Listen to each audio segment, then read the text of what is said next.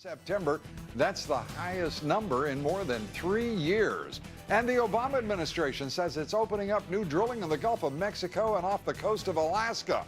However, the Atlantic and Pacific seaboards will be kept off limits. Starting to look like an election year, isn't it? Joining me now, three of my favorite American voices: radio talk show host Alan Nathan, radio talk show host Heidi Harris, Matt Patrick, also radio talk show host. Good to have you all with us. Let's start with, if I may, Herman Cain's sexual harassment defense today. He finally steps out with a big-time attorney, says that's it, not guilty, that's the way it's going to be. Heidi, let's start with you. I thought his attorney was excellent, for starters, because he was talking about the fact that these allegations have been made. There's no proof of it. How can you defend something that hasn't been proven? He was excellent about it, and I thought Herman Cain did a great job. He basically came out and said, this didn't happen. I don't remember who she was. And one of the things that interested me after the press conference, when the press was asking him questions, one of the women reporters, leave it to her, asked him, well, why did they settle?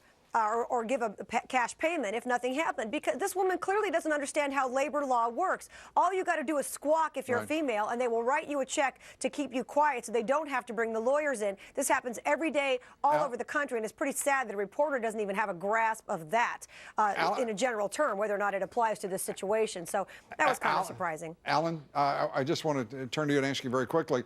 We had Amy Jacobson on from WIND Radio in Chicago. She was one of the witnesses to Herman Cain meeting Sharon Bialik, his fourth accuser, and he said today he had never met her. A problem for him or not? Well, on its face, it would appear so until you explain to people that politicians meet folks every day. Actually, a tonnage of humanity passes their gaze each and every week. It's understandable if he did not remember her, but if he did remember her, claiming to not be able to do so would make sense to the extent that folks understand. You meet a lot of people, you lose track. Matt, let me turn to you on Eric Holder's testimony today. He had Senator John Cornyn of the great state of Texas just beside himself because he would not take any responsibility at all for the disaster that is Operation Fast and Furious. Don't you love Senator Cornyn? I'm going to have him on my show tomorrow. I just love this guy. I love it when he asked Holder if he was winging it. Do you know the difference between Operation Wide Receiver and Operation Fast and Furious? And Holder looks like we did when we were teenagers and there's a dent in the car and our dad finds out and we're going, do you know what happened? And he's kind of making the story up as he goes along. Cornyn had him. Cornyn nailed him. Holder is lying through his teeth, and it's great to see that finally they're putting the heat on this guy. Never apologized to the family of Brian Terry. Doesn't believe that Fast and Furious is responsible for those guns at the crime scene. Are you kidding me? Thank you, Texas Senator John Cornyn, for finally putting the white-hot light on him. And it was Cornyn who came back and asked the Attorney General, well, if you haven't apologized to the family of Border Patrol agent Brian Terry, have you at least talked to them? We're going to be back with our panel of American Voices in just one moment. And with America's Voices panel, radio talk show host Alan Nathan, radio talk show host Heidi Harris, Matt Patrick, also a radio talk show host. Heidi, let me turn to you. We're talking about the issue of illegal immigration. We found out today that joining the U.S., the Obama Justice Department, were the following countries in that suit against South Carolina's anti-illegal immigration law: Mexico, aligning itself with the Obama Justice Department; Chile, Colombia, Costa Rica, Dominican Republic, Ecuador, El Salvador, Guatemala, Honduras, Nicaragua, Paraguay, Peru, Uruguay, Argentina, Bolivia, and Brazil. Does that suggest anything to you? I guess we're not going to have the blonde people. We're not going to stop them. And Sweden's not involved in this. I just, because there are a whole lot of people in this country who don't care if Tiger Woods' ex-wife is legal. And doesn't she have a twin sister? And can't we bring her over here? I don't get it. It's obvious, isn't it? Nobody should come here illegally. I have no problem with any immigrant coming here legally, but nobody should be here who's not supposed to be. And it's incredible to me that these other countries, I don't blame them. They want their people to come here and send money home.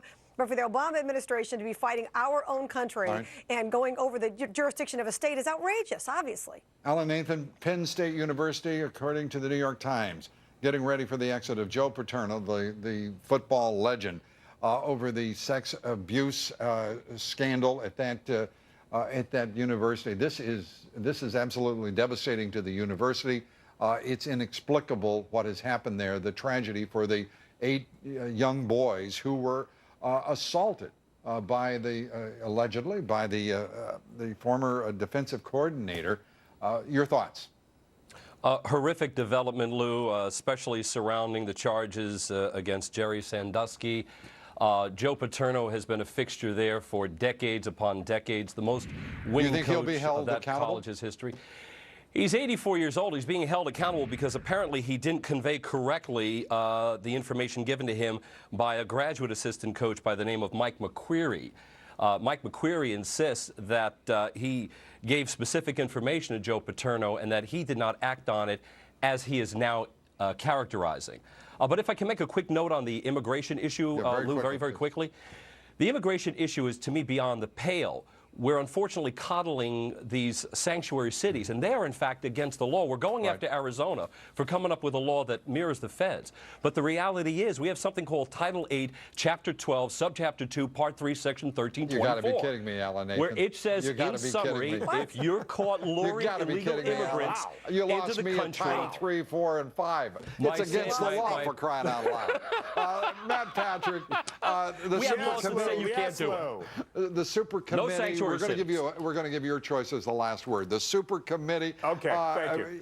Eric Holder, Penn State, any number of I'll tragedies. go super committee. We haven't talked about super committee. They're getting together. They're trying to figure out how to raise revenues. I've said this before. We're going to hear about raising revenues. Look, I don't think conservatives have a problem with raising revenues. It's all how we do it. Let's blow up the tax code. Boehner and Obama got together. Boehner suggested a way to do that, save $800 billion over 10 years. We're back to doing that. Let's take the tax code. Let's revise it. We can get rid of some of the write-offs, maybe put a limit on how much you can make before you get those write-offs. I'm okay with that, but we're going to see revenues, mark my words, once again, but hopefully it doesn't mean taxes are going up. We just blow up the tax code and start all over again, I hope. And if I may say, I said I was going to give you the last word, but I just got to say it. If they so much as suggest raising taxes, the Republicans are doomed for 2012. It's not even a discussion as far as I'm concerned. But there's other ways to get those I revenues, understand. I believe. But if they raise taxes, they're doomed. No. I agree. They're doomed. They are Somebody doomed. will bite their nose off. They are indeed Alan doomed. Nathan, Heidi Harris, Matt Patrick, thank you all for being here. Look forward to seeing you soon. Thank you, Lou.